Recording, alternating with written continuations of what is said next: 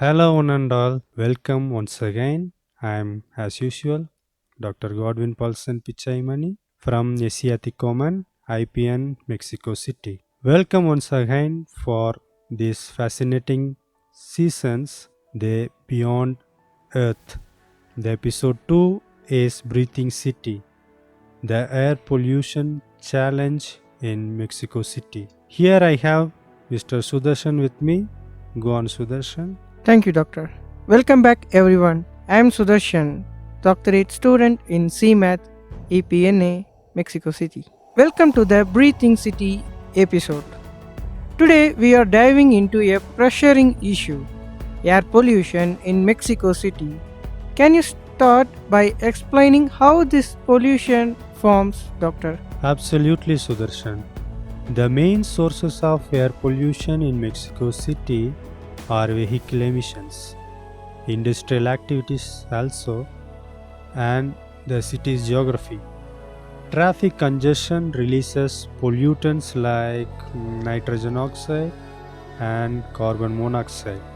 Industrial operations emit sulfur dioxide and also fine particulate matters.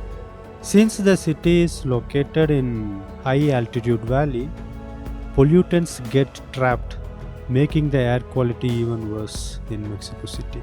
Exactly, Doctor. The city geography play a vital role. In high altitude, where the lower atmospheric pressure, increased solar radiance, and large temperature fluctuations in high altitude areas, and cooler weather can lead to increased indoor fuel combustion, producing more pollutants, especially more intense solar radiation, which fuel photochemical smog formation with a bubble-shaped valley can trap pollutants and preventing them from dispersing effectively. Well said, Sudarshan.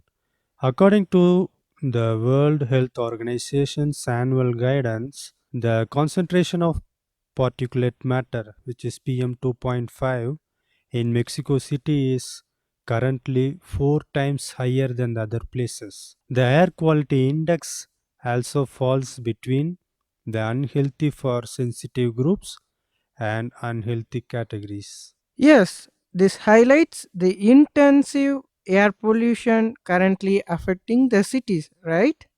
The health consequence couldn't be overstated. What kind of impact are we seeing in the people's health, doctor? Can you please explain? It's pretty serious, Sudarshan. Studies link high air pollution to the increased cases of asthma, chronic bronchitis, and even lung cancer. In Mexico City, children and the elderly are particularly vulnerable. For instance, a recent study showed that elevated levels of nitrogen dioxide and ozone directly correlates with more asthma related hospital visits. And five particulate matters like the particulate matter PM 2.5 can penetrate deep into the lungs, causing long term respiratory and cardiovascular issues. You have a live example in front of you. For the past 3 to 4 years, I am also being seriously affected by the allergic issues due to the air pollutants. Really? It shows some insight on your own experience explaining about the consequences of air pollution over the city. To combat this air pollution and protect human health, individuals can take steps to reduce their exposure, use cleaner transportation options like e-vehicles, and support policies that promote cleaner air. And then, in which way they can support Sudarshan? Sure, doctor. For instance, staying indoors during high pollution days, especially for a high sensitivity group of peoples, utilizing air purifiers and opting for public transport or biking instead of driving can significantly reduce air pollution. Now, we can see the air pollution and their impact over the climate change. It is the only human health that affects not at all. Air pollution and climate change are the closely linked. Could you please explain how they are connected, doctor? Sure, Sudarshan. Pollutants like the black carbon and methane not only degrades air quality but also contributes to the greenhouse effect. Black carbon absorbs sunlight, heating the atmosphere, while methane is a potential greenhouse gas. This accelerates climate change, leading to more extreme heat events, drought, and flooding, all of which further stains the public health and also the infrastructure. Exactly, doctor. It is the abnormal emission of greenhouse gases, especially the carbon dioxide, in recent decades, which act as a blanket, trapping radiant heat in the atmosphere and preventing it from release into the space and thereby warm the globe. Let's break it down. What are the major causes of air pollution in the city? Can you please explain? Good idea, Sudarshan. The big ones are vehicle emissions, especially from the older one and poorly maintained cars. The other one is factories and industrial zones, particularly those still burning fossil fuels. And lot but not least, the basin like geography of the Mexico City, which makes it harder for pollutants to disperse. Moreover, the seasonal factors such as the temperature inversions, and you have got a cocktail for chronic smog. And now, how to combat this air pollution? Thankfully, there are actions being taken by the government, and one such example is restriction of vehicle circulation program, which limits the car usage based on the license plate numbers. And also, the government is also taking or investing more money in electric buses and expanding the bike lanes. Those are smart moves, doctor. But there are still a long way to go, especially with enforcement and shifting public habits. It's right, Sudarshan. Public awareness and education are just as important as all these parameters. People need to understand the real health risks and how their daily choices affect air quality. And what is the role of remote sensing in this? Technology also plays a crucial role too, right? Then how does remote sensing help, Sudarshan?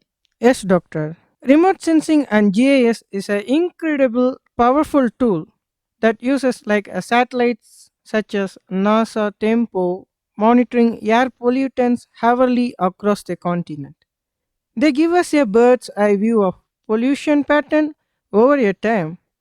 So the remote sensing can help identify the point source of pollution and assess the spatial distribution of pollution over large area. GIS allows for assessing the impact on pollution on human health, population density, fear of pollutions, and visualization of air pollution patterns, helping policymakers and researchers understand the spatial distribution and the trends of the pollution for developing effective mitigation strategies. We are also use ground-based tools like DOAS and FTIR spectrometers here in Mexico City.